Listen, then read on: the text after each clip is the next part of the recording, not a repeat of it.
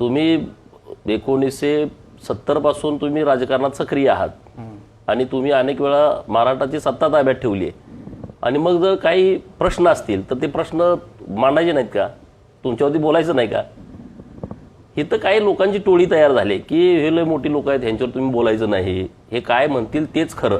ते जर पश्चिमेकडे सूर्य उगवतोय म्हटलं तर पश्चिमेकडं, ते जर म्हटले दक्षिणेकडे उगवतोय तर दक्षिणेकडं. अरे असं कसं चालेल? कुणी तर बोललं पाहिजे ना या विषयावरती. आणि म्हणून जी मी भूमिका घेतलेली आहे ती या लोकांना पचत नाही. आम्ही कुणीतरी मोठे नेते आहोत, मग तुम्ही असं कसं काय बोलू शकता, ह्यांच्यावरती तुम्ही बोलायचं नाही. अरे असं कसं होईल? आम्ही जे बोलतोय त्याला उत्तर द्या ना तुम्ही. मोठे असला काय आणि छोटे असला काय, आपण सार्वजनिक जीवनामध्ये काम करतोय. मग तुम्हाला नुसती सारखी तुमची स्तुतीच कोण करेल? तुमच्याकडे काय स्तुतीपाठक असतील ते स्तुती करत राहतील, आम्ही कशासाठी करू? आम्हाला जे गावगाड्यात वाटतं, गावगाड्यावरती अन्याय झालाय त्यावरती आम्ही बोलतोय.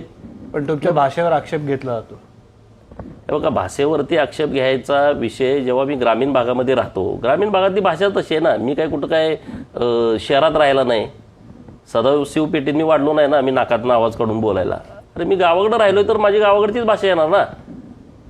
गावाकडे सहज बोलतो ना आम्ही. आता तुम्ही सगळे गावाकडचे सहज, तुम्हाला कट्ट्यावरती बोलताना, पानपट्टीवरती चर्चा होताना, हॉटेलमध्ये बसलो चहा पिताना सहज माणूस एकमेकांना असा बोलत राहतो.